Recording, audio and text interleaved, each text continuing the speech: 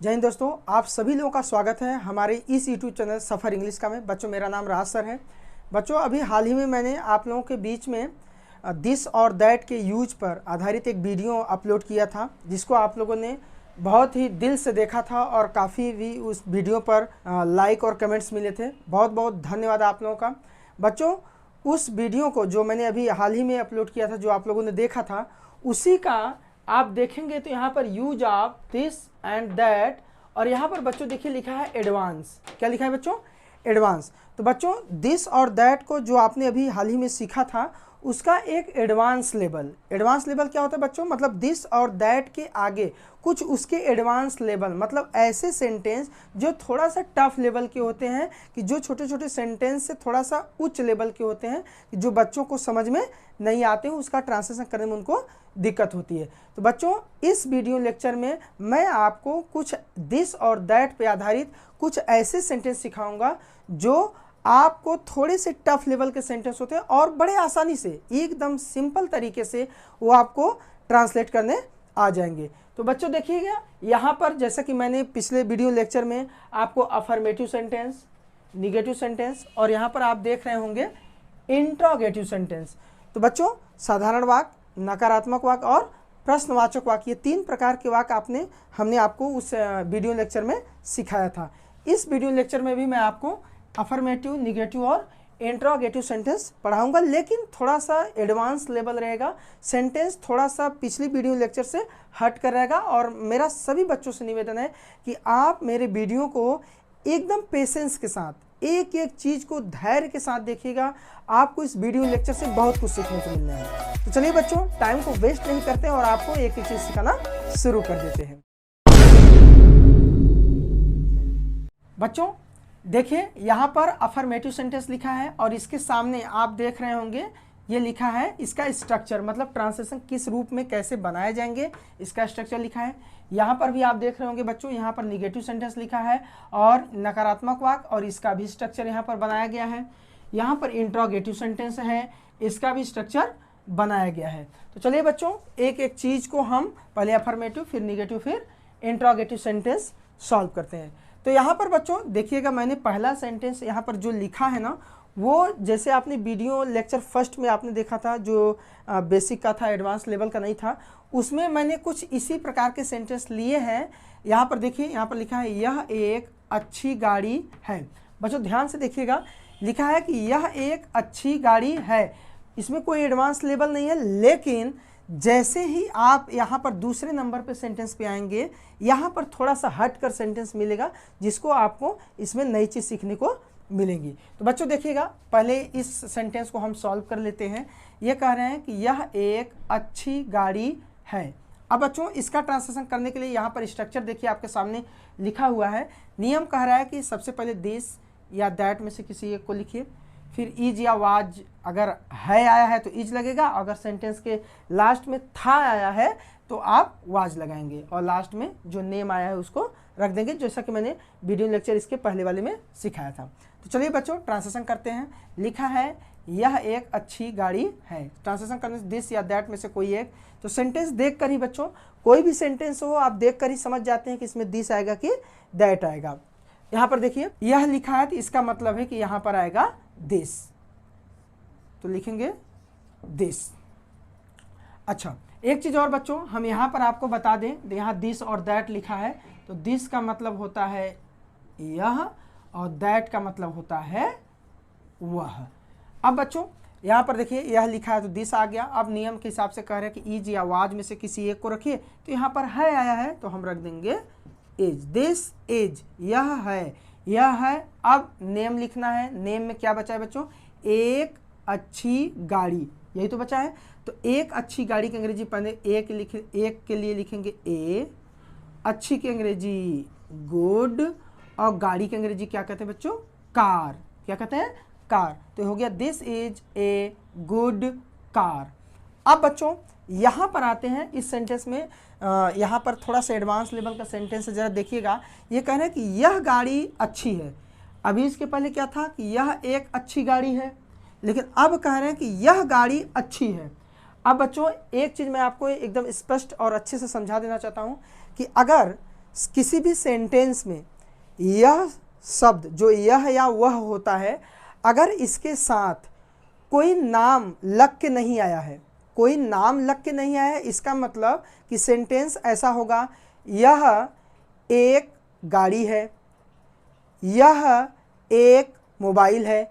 लेकिन अगर यह और वह शब्द के साथ कोई नाम लग के आया है, जैसे कि यहाँ पर आप सेंटेंस देख रहे होंगे, यह के साथ कोई नाम लग के आया है, जैसे यह गाड़ी। इसी प्रकार से जैसे हम कहें कि वह कुत्ता, वह मोबाइल, इस प्रकार से बच्चों अगर ये बोला जाए, जैसे मान लीजिए वह आदमी, अगर हम कहें कि वह आदमी, तो यहाँ वह शब्द के साथ जो आदमी शब्द आया है ना, दोनों की अंग्रेजी साथ में लिखी जाएगी।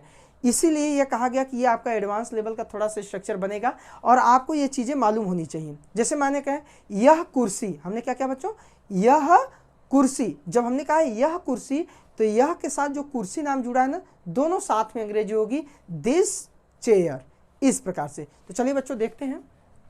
तो बच्चों यह गाड़ी अच्छी है कि अंग्रेजी बनाने के लिए हम यहाँ पर देख रहे होंगे कि यहाँ पर यह लिखा है, यह की अंग्रेजी तो हम भली भांति जानते हैं बच्चों, दिस होता है। लेकिन अभी मैंने आपको बताया कि इसके साथ में गाड़ी शब्द जुड़ा है, तो ये गाड़ी की अंग्रेजी दिस या दैट के साथ में लिखा जाएगा। तो यहाँ पर गाड़ी की अंग्रेजी जो कार होता है, हम साथ में लिखेंगे, यह गाड़ी की अंग्रेजी दिस कार।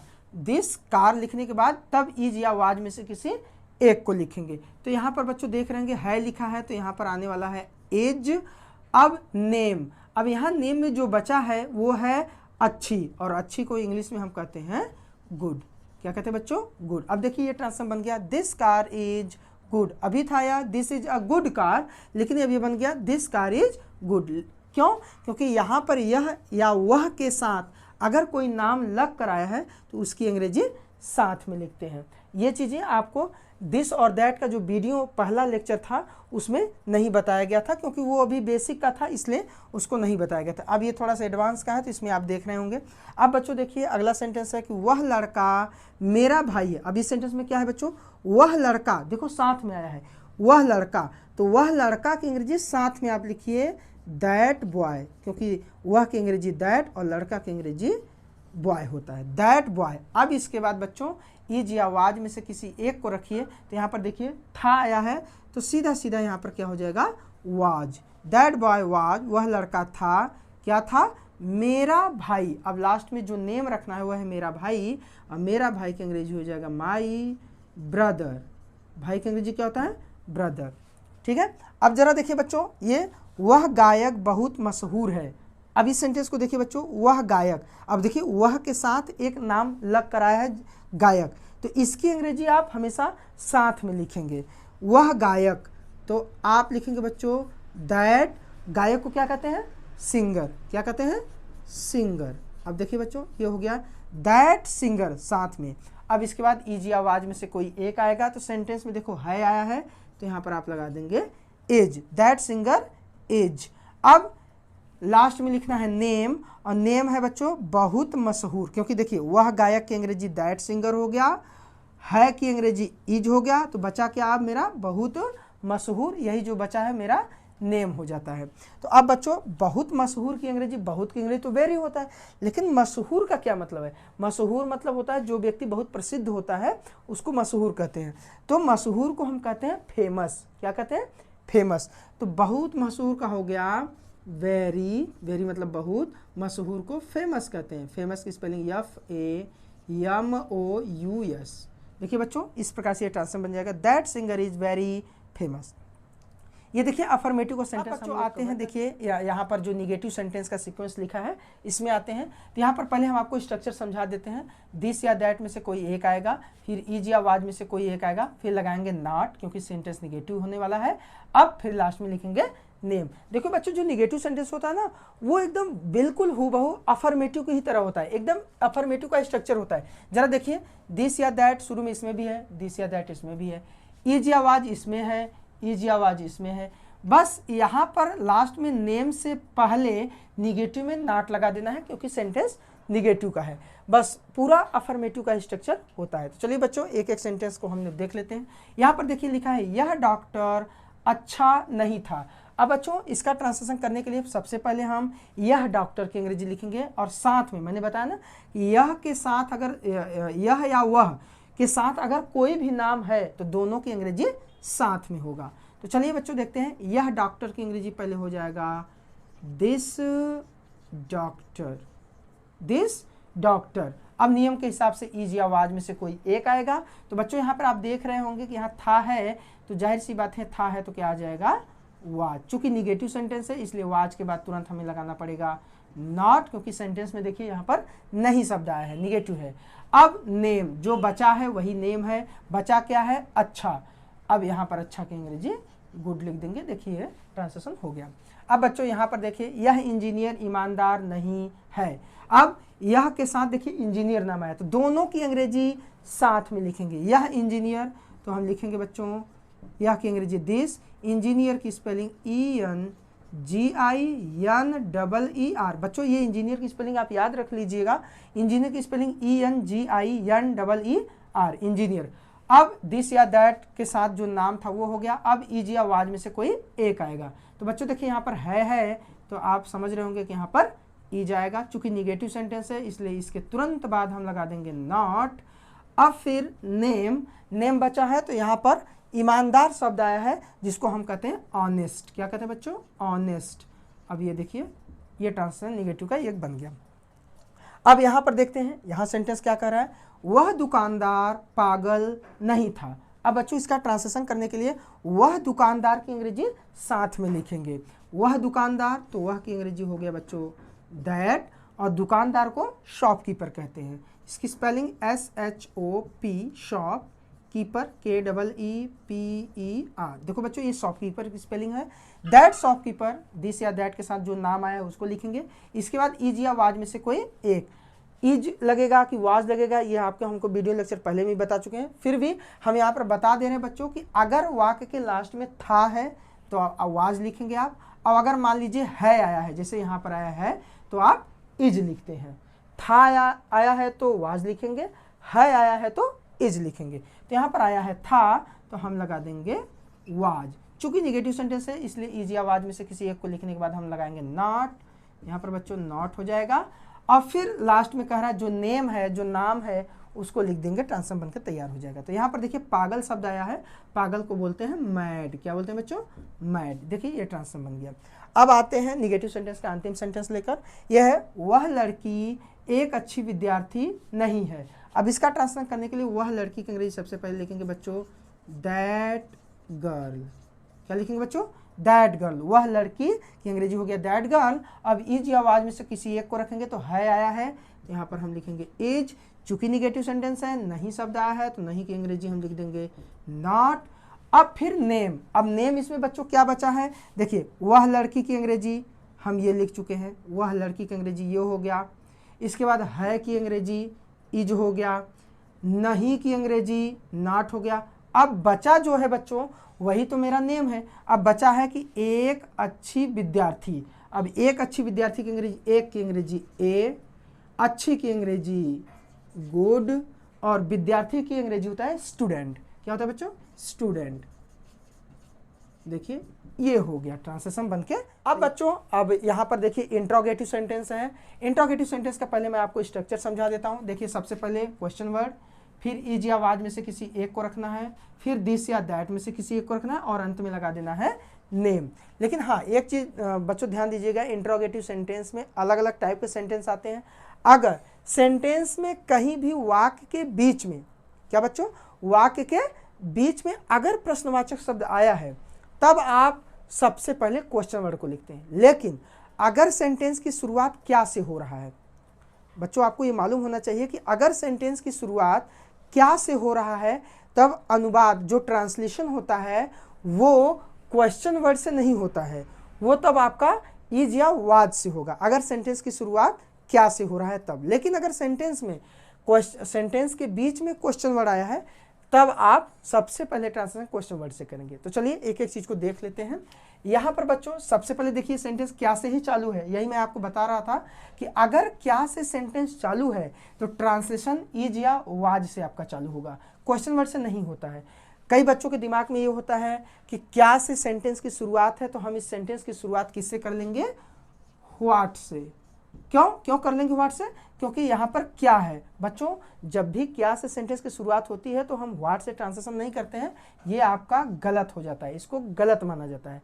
तो करेंगे किससे, करेंगे हम इज या वाज से। तो चलिए बच्चों इसको हम आपको बता देते हैं।